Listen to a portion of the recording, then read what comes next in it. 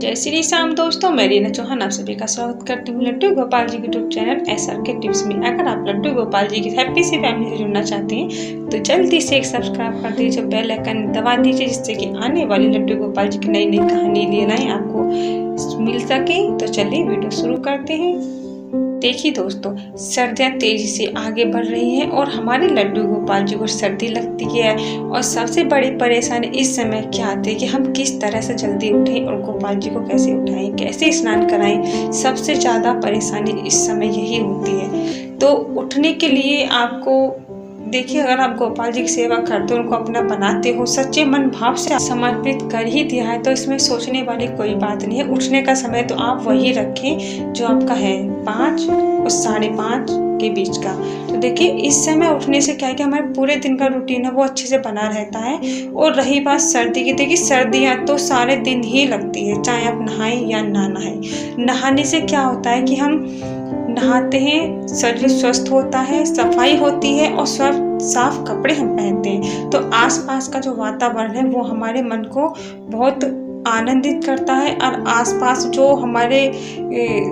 जो हमारा मन बेचैन होता है उसमें खुशियाँ ही होती हैं। तो देखिए, ऐसा नहीं है कि ना नहाने से सर्दी कम लगेगी, तो इस बात को तो आप मत सोचिए। उठने का रूटीन आप किसी भी तरह से कोशिश करें, उसी समय को रखें। और कोशिश करने पर भी आप नहीं उठ पाते तो सिर्फ अपने गोपाल जी का ध्यान करें। और बस अगर आप उनसे प्रेम करते हो तो आपको उनके प्रेम के लिए कुछ भी करने के लिए तैयार होते हैं। तो आप इस बात को सोचें, जब भी आप उठने का मन न करे तो अपने गोपाल जी को याद करें और सोचें कि मेरे गोपाल जी परेशान ना हो, उन्हें नहलाना है, ठंडा लग जाए। तो आप जब इस तरह से मन में विचार करोगे तो आपकी सर्दी खुद पे खुद दूर हो जाएगी।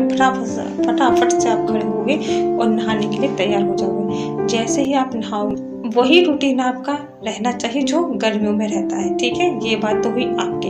अब गोपाल जी को हम कैसे नहलाएंगे, गोपाल जी को सर्दी ना लगे। देखिए, रोज नहाने से गोपाल जी को भी सर्दी नहीं लगती है, ठीक है। नहाने से हमारे शरीर में जो गर्मी सी एकदम से आती है, साफ कपड़े पहन के एकदम से अच्छा लगता है, ऐसा ही हमारे गोपाल जी को लगता है। चाहे वो बाल स्वरूप हैं, कोई बात नहीं। लेकिन अब नहलाने का जो तरीका है उसमें आपको क्या करना है, जैसे आप गोपाल जी को नहलाने के लिए लेके जाते हो, इससे पहले आपको थोड़ा सा चेंज करना पड़ेगा।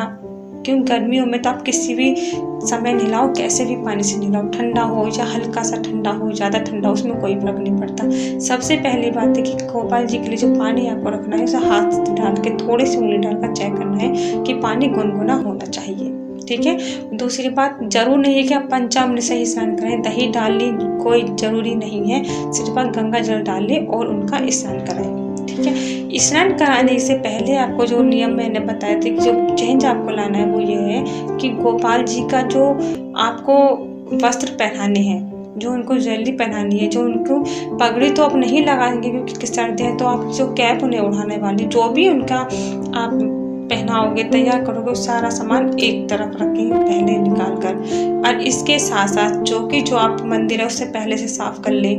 और गोपाल जी को तब तक आप उठा सकते हो, लेकिन बिस्तर में से नहीं उठाना, सिर्फ बिस्तर में ही बिठा देना है, उठाकर बिस्तर में बैठे रहना देना है। तो इसके साथ साथ आपको फिर दीपक भी तैयार करना है। देखिए, दीपक भी आपको पहले ही तैयार करना है।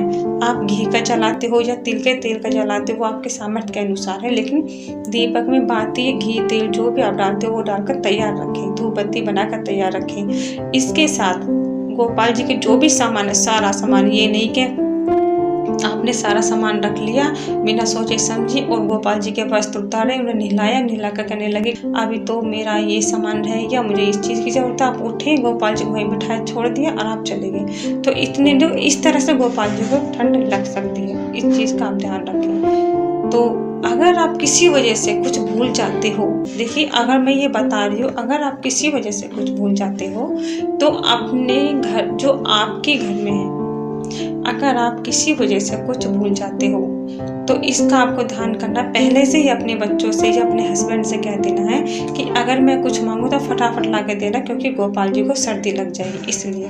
तो आपको पहले ही कह देना है, कोशिश करिए कुछ आप ना भूलें। तो अब ये सामान सारा तैयार करके फिर आप लड्डू गोपाल जी को लेकर जाएं और उन्हें नहलाएं, नहलाकर बहुत फटाफट से नहलाकर हल्की सी उनकी मालिश जरूर आपको करनी नहलाने के बाद। जिस तरह से हम कोल्ड क्रीम यूज करते हैं ऐसे ही लड्डू गोपाल जी को आप घी की हल्की सी मालिश कर दें, जिससे कि सर्दियों में जो त्वचा सूखी सूखी हो जाती है, खिंची खिंची सी, ऐसा उन्हें महसूस ना हो। तो इसलिए नहलाने के बाद उनकी हल्की सी तेजी से फटाफट वाले हाथों से मालिश करें। मालिश करने से क्या होता है कि एक तो शरीर में एकदम से गर्मी सी भी उत्पन्न होती है, सर्दी नहीं लगती है। फिर फटाफट से उन्हें वस्त्र पहना दें। इतना आप करें, करने की तैयार होने करके बिठा दो। फटाफट से आप दीपक जलाएं, धूपबत्ती जलाएं, तो आसपास जो सर्दी से वो एकदम से दीपक को देख कर छू हो जाएगी। तो देखिए, आप इस तरह से जब गोपाल जी की सेवा करोगे तो ना आपको सर्दी लगेगी, ना गोपाल जी को सर्दी लगेगी, और उठने की जो बात है वो भी खत्म हो जाएगी। और इस नियम से अगर आप चलते हो तो आप रोज नहाओगे और रोज पूजा भी करोगे और समय पर ही रोज उठोगे। तो सर्दियों में कोई दिक्कत वाली बात नहीं है कि उठने को मन नहीं करता है या बहुत सर्दी लगेगी, गोपाल जी को नहलाएं ना नहलाएं, इसमें कोई दिक्कत वाली बात नहीं है। नहाने से सर्दी नहीं लगती है, इस बात को आप बिल्कुल दिमाग से निकाल दें कि नहाने से सर्दी लगती है। आप रोज नहाएं और रोज गोपाल जी का स्नान कराएं। तो इस नियम को आप करके देखें तो आपको पता चल जाएगा कि हमारे लड्डू गोपाल जी किस तरह से प्रसन्न होते हैं।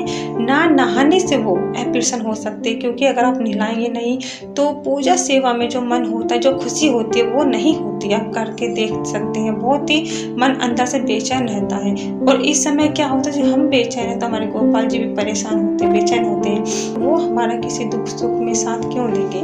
फिर उस समय हम सोचेंगे गोपाल जी तो कुछ लीला ही नहीं कर रहे हैं, गोपाल जी तो नाराज है, फिर ऐसा लगता है। तो इसलिए इन सब झंझट को छोड़ के जो मैंने आपको नियम बताया है, इस नियम के साथ आप करके देखिए तो आपकी आंखें भी टाइम से खुलेंगी, आप स्नान भी रोज कर पाओगे और गोपाल जी का भी स्नान रोज कराओगे। तो इसी के साथ जय श्री श्याम, राधे राधे।